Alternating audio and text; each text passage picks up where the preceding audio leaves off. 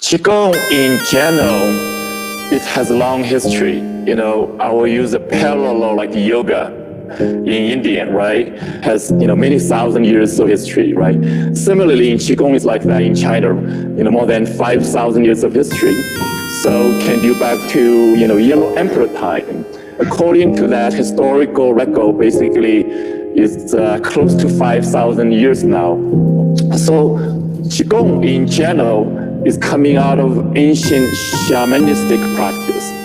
Shamanism is really about connecting with the nature, connecting with the animal, connecting with the planets. Yeah. So that kind of intuitive ritual connection evolved into a system of practice. So, and the original idea is about realizing, immortality. So it's on one hand, it's very practical. We all want to live long, right? But on the other hand, it's a spiritual quest. What is possible? How can we become immortal, right? So that is the original idea, and that is the strong idea. It's a driving force. And slow the history. So different system came out of that process, So what people discover over the 1,000 years of history is a secret to longevity as a human being. So ultimately, it's also about enlightenment, your full realization, self-realization as a human being. So in this process, many lineages come out of that. So some, school of Taoist and Confucius and the Buddhist school, and also martial art and traditional Chinese medicine. That's like 5 main schools. And only small percentage of people in these 5 schools know Qigong practice. And that's considered to be more like esoteric, like internal alchemy, more like secretive, so to speak, traditionally in the history of China. And so the energy practice of Qigong is a foundation for these different branches. Yeah. So Tai Chi is from martial art tradition, obviously, yeah. The founder, the creator of Tai Chi, is practiced Qigong. He's a Qigong master to begin with. Got it. Yeah, then he discovered this particular form, working with the yin and the yang, balance and, from soft, creating the power, penetrating power. The soft is stronger than the harsh Qigong. So that's his discovery. And so he named this called, Tai Chi. The Bodhidharma came from India, and he was famous for the martial art, but more importantly, his contribution is brought Zen tradition from India to China.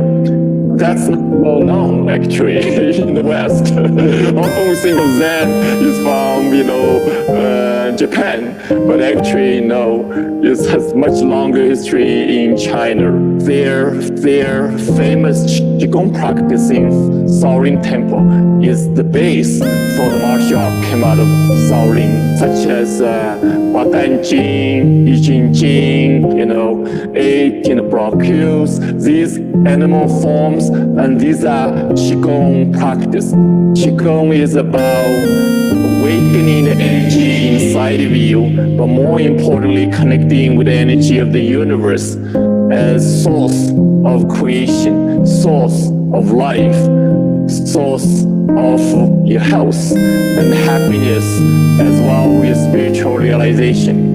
So it's not about just believe, there's energy or not. It's about awakening your own wisdom capacity to cultivate this energy, to benefit life, starting with yourself. Then you can share the gift with others. If you go deeper, beneath the martial art form is the Qigong. And Qigong, you work with energy. You can work with energy in different folks. For example, martial art folks will be focused on the power of the energy, the strength of the energy, right? Using that. Then, if you're using the energy for healing, then you don't need the strength. Actually, it's opposite. Using the soft energy to flow and penetrate. Energy to nourishing life, nourishing the cell inside of you, nourishing your heart inside of you, and you really. That's why you do really slow movement, gentle movement. So from there, you get into more meditation. So then you go deeper further. Everything become a meditation. So in general, Qigong, yes, energetic meditation. It's energetic meditation. So what that means is, you can do movement as a meditation. You can do breathing as a meditation, and you can do sound, vibration. I think that's relating to what you do very well. Basically, when you sing this song, making this vibration, you're practicing Qigong. But in Qigong, we all, using energy as a foundation. So whatever awareness, whatever connection you're making, the intention is always clear. You are opening to the energy. You are connecting with energy. You are cultivating energy. You are allowing energy to fulfill whatever the greater potential, as yourself, as human being, but also interaction, in the world. So that's the kind of a unique flavor of Qigong meditation. The goal is about connecting your mind with energy. True. In general speaking, the traditional language speaking of energy is often like, okay, this is physical dimension, we're familiar with, practical. Then, okay, there's another dimension called spiritual dimension, and that is different from the physical dimension, practical dimension. Then people continue thinking, oh, these two realms is completely different, as if they don't really coexisting with each other. So that's kind of a common perception, common tradition, common language, common assumption. But actually, nowadays, we realize even from scientific point of view, the new discovery of quantum physics, realizing the physical is made of energy. And in space, the whole universe is full of energy. There's nothing as a vacuum void space. It's full of energy. And as a fact, in the whole universe, only 4% is physical measurable. And the rest, 96%, is non-physical. Even beyond, scientific measurement according to the current technology. But mathematically, we know 96% of the universe is energy power.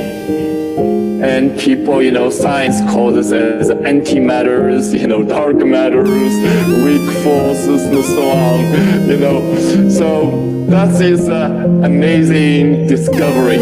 So what I mean is, in this whole universe, not only the physical is made of energy, but the whole universe is made of energy. So this visible body is made of invisible energy.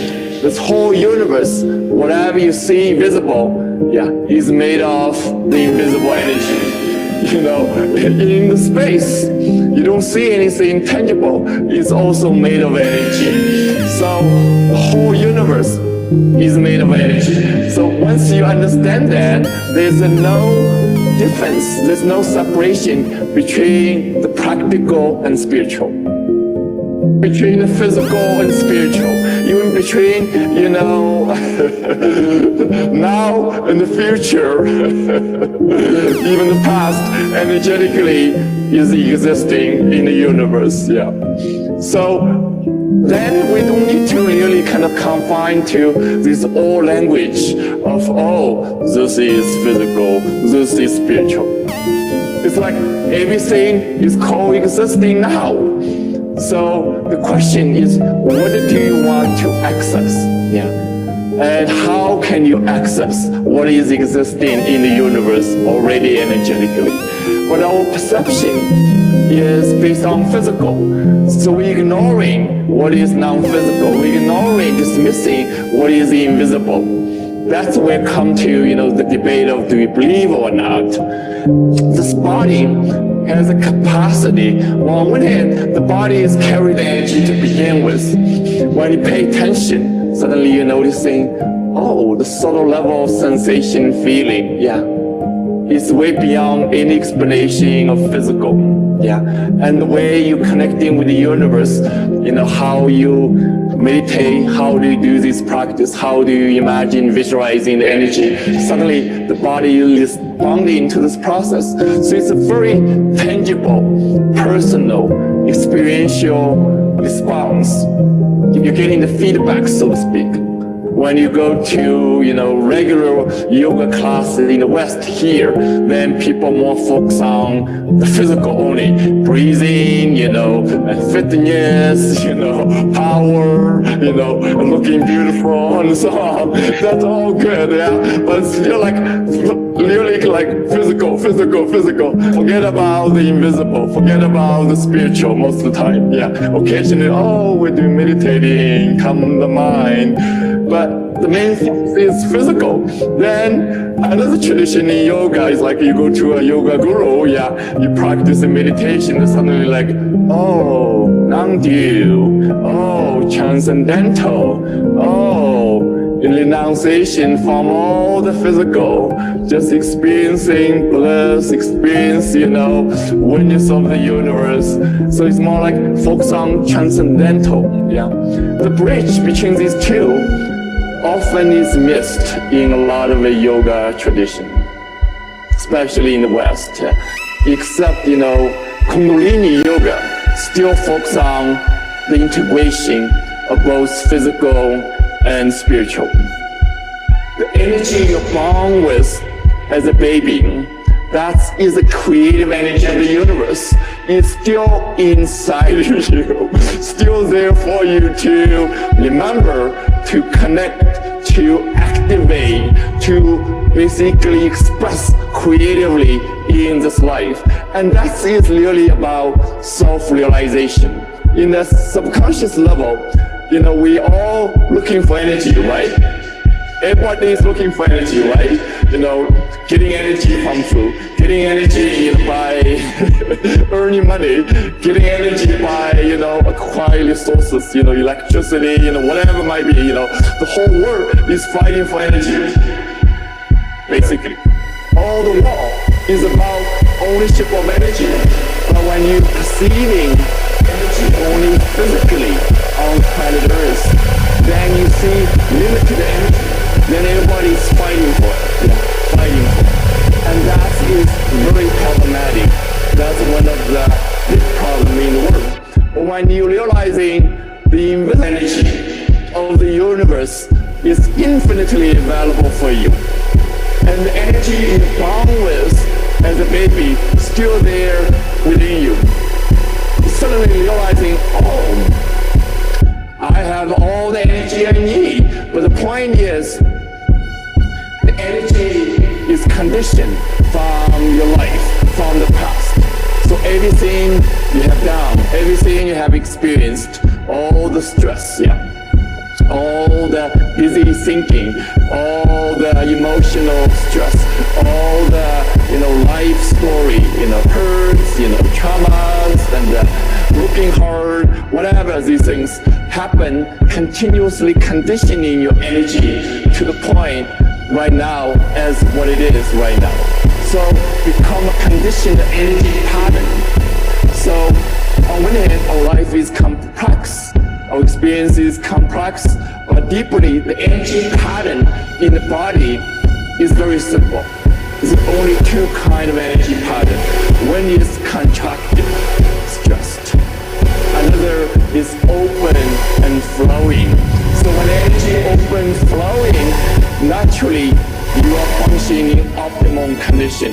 in all dimensions, physical, emotional, as mental and spiritual. And if the energy is contracted, the energy is still there, but it's contracted, numb, stagnate, not flowing well, then all function is compromised, including physical function of the body, the feeling of the heart, emotional well-being as well. Yeah, this mental, spiritual function of your mind is also limited. So, but also I can change the limiting patterns inside me. So that is called, transformation. It's like these kids nowadays growing up in this video game, right? All illustrating this energy power, right? Like boom, like magic, wow. But what you use is like out of nowhere, it's like you do a magic wand, you kill someone in the game, you become a superpower, superhuman. And that's unfortunately, it's very misleading. Very misleading. So, the internal power, you have to discover yourself, you have to practice, you have to make a commitment, you have a responsibility to work with the energy inside of you, the energy of the universe. And that's a responsibility as human being. And that's exciting, Enjoy your day, drive safely. Bye-bye, bye-bye.